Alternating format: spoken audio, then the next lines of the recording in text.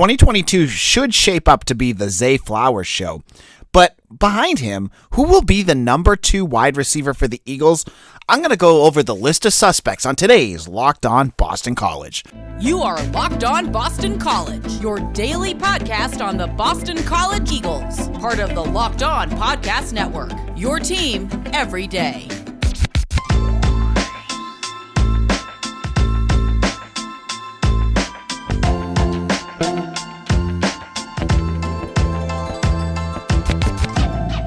This is Locked On Boston College, AJ Black. Now, wide receivers.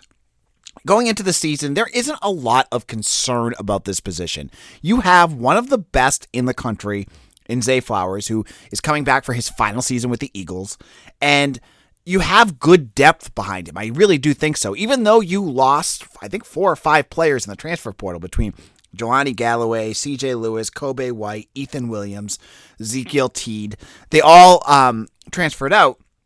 The talent that Jeff Hafley has brought in should be able to get BC to that next level in terms of giving Phil Jurkovec a good set of weapons to attack with.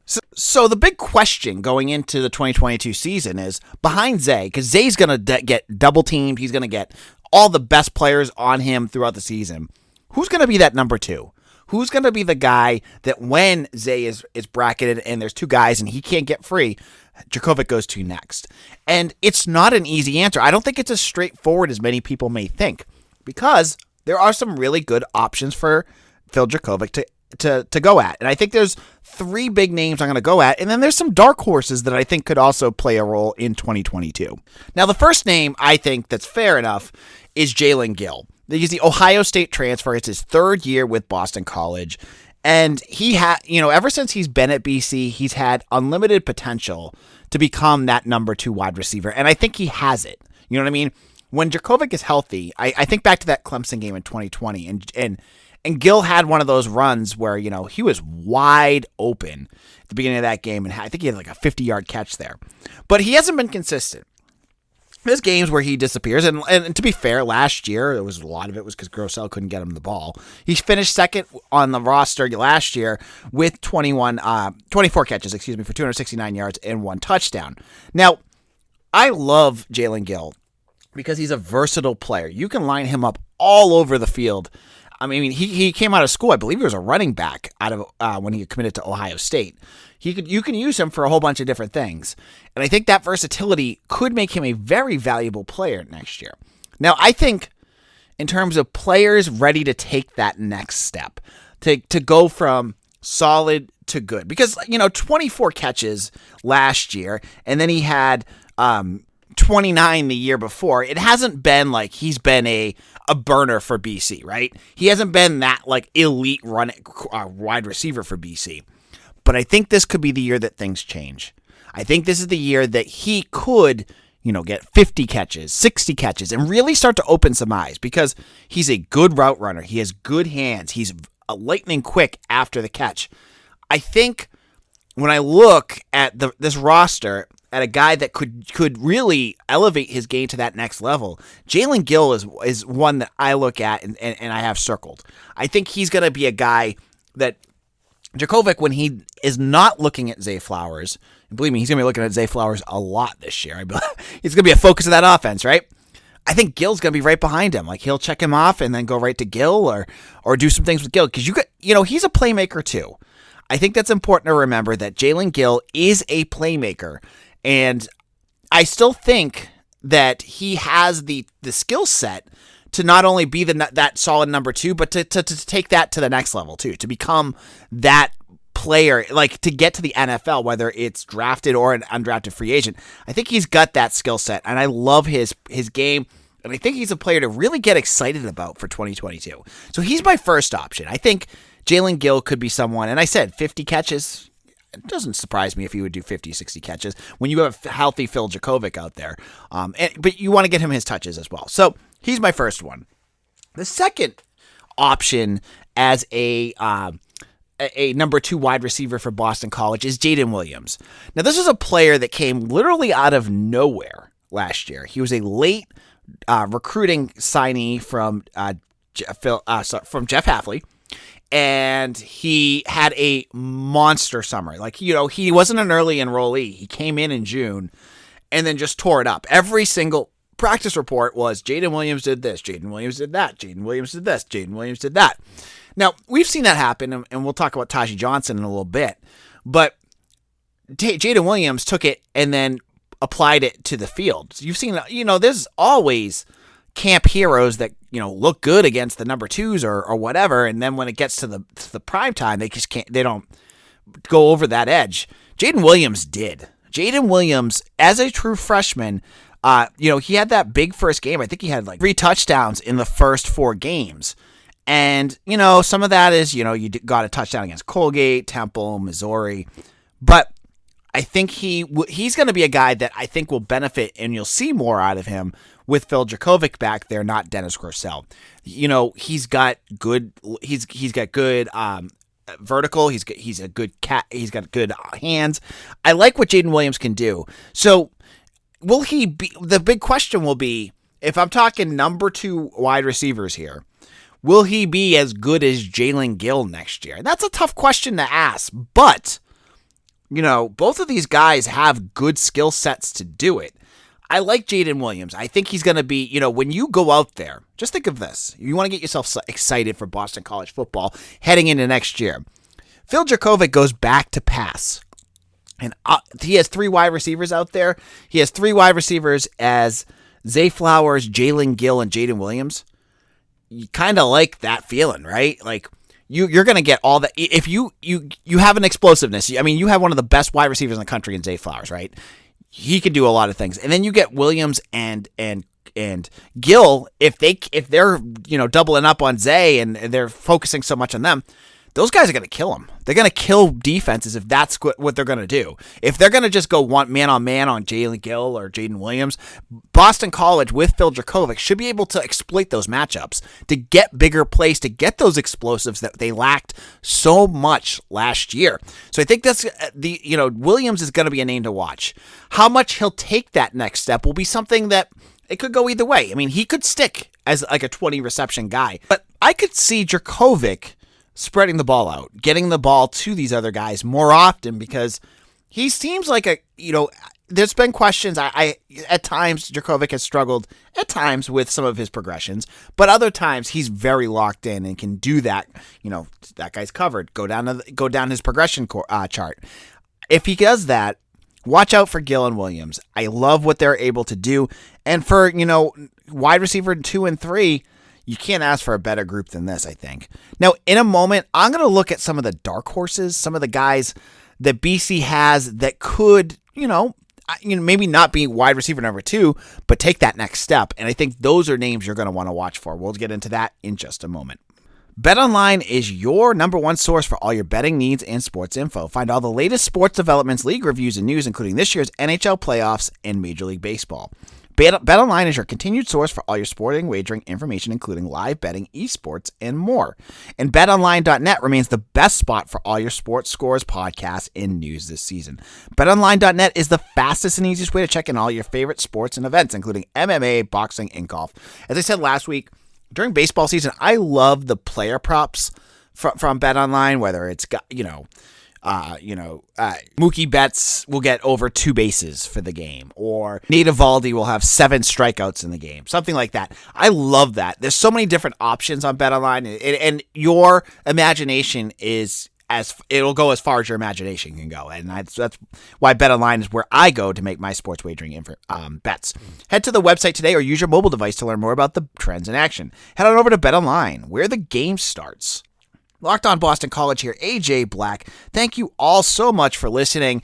It's the summer, so again, we're doing this on Monday, Wednesdays, and Fridays up until August. We're scaling back a little bit, but believe me, as I said, if there's news on a day that I don't record, I will go to our YouTube page and I will post if there's a commitment or a transfer or something big that happens. Believe me, it'll go up on the YouTube page. So go to YouTube, find Locked On Boston College, and hit that subscribe button. It doesn't cost you a thing. If you have not used YouTube, it's super easy. You can sign up just with your Gmail account if you have Google, or any Google account. It takes 10 seconds. Then hit subscribe on Locked On Boston College. Boom, you got it going. And you'll get more BC news directly sent to you. So we're talking wide receivers here. And believe me, I could talk about Zay Flowers until my face turns blue, but I'm not going to do that for this episode because I am looking at the guys behind Zay Flowers, the guys that have the opportunity to get some favorable matchups this season because Zay is going to demand so much attention. In our first segment, we brought up Jalen Gill. We brought up Jaden Williams as two of the primary targets that Boston College could have. Now, this group, for the second segment, are more of the dark horses, the names that maybe haven't established themselves or are new to the roster, and these are guys that could step up and really make a big impact in 2022. The first name I want to bring up is Taji Johnson. Now, I've talked about Taji Johnson quite a bit on this show. When folks got really upset that C.J. Lewis left, C.J. Lewis is a 6'3" wide receiver, by the way. He's now on Toledo. People were like, why would you let C.J. Lewis go? He was a good player. C.J. Lewis was a good player. It's because you had the next best thing coming up behind him in Taji Johnson. And if you let C.J. Lewis have that extra year, you risked losing 2-3 years of Taji Johnson. And you don't want to give that opportunity up because I think Taji Johnson is an exciting player. And now in that first segment, I brought up Jaden Williams as a summer star. Taji Johnson's been a summer star for 2 straight seasons. He has been exciting. He's huge. I think he's 6'3", 6'4", gives you a big-time target. So, going 4 wide receivers, if you went Taji Johnson, Williams, Gill, and Zay Flowers, I like the looks of that as well because you now have a guy that can go up and get the ball that is a matchup problem on top of all the other things that you have out there. You can see why the wide receiver is not a position of concern here for BC. So Taji, I think this will be his year. I think this will be the year that we finally get to see what he does against live defenses that are not wearing maroon and gold, that are, opposite him. He's played a little bit, but it's always been here and there with, Grossell. I want to see what he looks like with Phil Jurkovec, with the ones, and see what he can do out there. Because from what I've read and some of the practices I've seen in years past, he looks every bit the part of someone who could be a major contributor to this offense. Yet, we haven't had that chance to see it yet. This will be his chance, and I think it's going to be exciting to see what he does in 2022. So Taji Johnson is a name you're going to circle. I think he's number 84, unless they change his number in the offseason, I think. But he'll be one that you're going to want to watch for.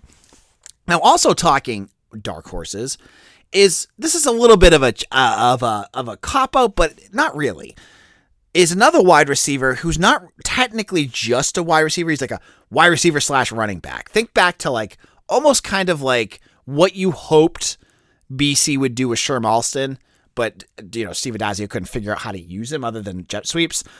Xavier Coleman. Xavier Coleman will play in spots where he's out there with the wide receivers. He'll also go back as running back. They're going to move him all over the field because he's a playmaker. And this offense is going to use Xavier Coleman this year because when you have defenses having to adjust to so many different pieces out there, it makes things that much easier for an offense like under Phil Jurkovec. And I think when you put Coleman out there, just think back to the spring game. If you watch the spring game, you saw exactly what kind of problems Coleman can cause. He was out there, and I believe it was a screen pass that they just completely lost track of where he was, and then he was gone. I think he had a 50-yard run after that. That's the kind of problems he can cause because you can start him out, right? So have him lined up right back there with Phil Jurkovec. You can move him out to wide receiver, have him running wide receiver routes. That's a problem because he's got very good speed. He's quick and he's small. That's good. He's like 5'8", I think. You can run him. You can do all sorts of little screen passes with him. You can do short routes, long routes. You can do a million different things with Xavier Coleman. Now, technically, he's not just a wide receiver. He's more like almost like an athlete for offense. He does a billion different. He's a Swiss Army knife, if you will. I like what he's going to be able to do. So, will he be a volume catcher? Catch a ton of passes? Probably not. But watch out what he can do on the explosives. What he can do for big plays for Boston College, because I think the offense will try to do some things, especially with him. Again, when the focus is on Zay Flowers, you can do other things on the field that you might not have been able to do if you just had any Joe Schmo wide receiver out there. So Xavier Coleman is another name I think to watch for. And, there's other names I don't want to dismiss because, when I don't mention them, I get text message, AJ, you didn't mention so-and-so and so-and-so. Other names you're going to want to watch for, right? Lewis Bond is a redshirt freshman wide receiver from Chicago, Illinois. Again, he's a kid that is starting to build. He's building momentum to get into that two deep. Could see him getting out there too. He might be a name to watch for. Another name will be, Dino Tomlin. He's a transfer from Maryland. He was with the Twos, so I'm not sure what his role will be this year. It'll be interesting to see how they implement him, but he might be someone to watch for as well. And finally, I would be remiss if I didn't bring up Joseph Griffin. Now, Joseph Griffin has not stepped on campus yet. He would be, if the recruiting services gave him his due, a 4-star recruit on all services, because Notre Dame wanted him, Ohio State wanted him. They didn't push it hard enough to get him because they were like, obviously they got all these 5 stars, but he's good enough to get those kind of offers and get that kind of attention. He is, in terms of skill players from the state of Massachusetts, it's been a long time since BC has had one like Joseph Griffin. He is very, very good. And it'll be interesting to see how he picks up the college speed and getting himself onto the field this fall. Because I said it, when I brought up Jaden Williams as a guy that came in the summer and just picked it up, if Joseph Griffin can do that, they're going to get him on the field. You got to get him out there fast because, a local kid with a lot of talent, you want to be able to showcase that as quickly as possible if they're ready for it. And that's all going to depend on where he's at in terms of picking up that offense. But Joseph Griffin is a name you're going to want to watch for too. So this is 2 segments on just these backup wide receivers 2 to 7, right? That BC, my takeaway from all of this is I still think Jalen Gill will probably be wide receiver 2 in terms of catches and yards when it all said and done. BC's got some talent. They've put together some really interesting pieces out there that could do a lot of different things, especially when you have Zay Flowers out there. And I like the versatility, the speed, the size. They've got a lot of different things that they can do with this group. And this is a group that I'm most excited to see how they progress in 2022, how they take that next step. Because if they can do that with Jurkovec, the questions about the offensive line and things like that, if they can get them the ball, those things kind of fizzle away a little bit and a lot of the time. So it'll be interesting to see how this group does. Now, in our final segment, BC had their last big official visit weekend for the class of 2023 during this period. I'm going to go over who was there, what I heard, what's going on, what's the next steps, and everything in between. This is Locked On Boston College. AJ Black here. So recruiting weekend, BC is just finishing up. They had official visit weekends. This is their 3rd straight weekend of official visits. They had probably about 15 kids. It's 12 to 15 kids each week. And, they've landed, I want to say 7 or 8 or 9 over the first 2 weeks. And now I'm recording this around 8 o'clock on Sunday. And BC has 1 so far from this upcoming weekend. Now, I've been told that this one recruit is going to announce in July, so it's not going to be anything you're going to hear about soon. And there's one other mystery commitment that has yet to announce, and that is from a couple weeks ago. So BC has 2 they're called silent commitments, right? When you're covering recruiting, you don't ever want to give away a kid's story. You don't ever want, so like folks who you got to text me or direct message me and say, AJ, who is the recruit? That's not what I do. Like I don't just give away their names because it's not fair to them. They want to make those announcements. It's a big deal for these kids who have tried and worked hard for years on end. And they're finally getting to pay off. What does it mean? What kind of, how fair is it for me to go out there and just say, hey, so-and-so's coming into BC, and then they don't get to make their announcement and make it special for them. So I don't do that. I'm telling you right now, I don't. So there's 2 mystery commitments that are going to be committing hopefully in the next couple of weeks. But as I said, I'm recording this at 8:00, so my news could change after I record this, and I ain't going back and changing it. But I imagine that BC's going to have a few more names that are going to pop as well. So don't be surprised that someone says they hate it when I say pop.